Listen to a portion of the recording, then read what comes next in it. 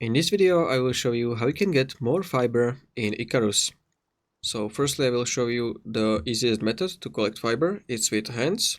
So if I press F on this bush, as you can see I'm getting like 5 to 10 fiber per harvest.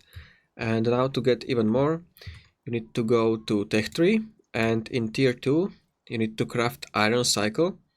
And to be able to craft this, you need to firstly craft anvil bench, and then you can craft it. And this will give you 150% yield bonus. So I will show you. As you can see, I'm getting like 30 fiber per harvest. And if you want to receive even more, you can craft a platinum cycle in Tier 3. This will give you like 25% more than the iron cycle. And this is how you can get more fiber in ICARUS.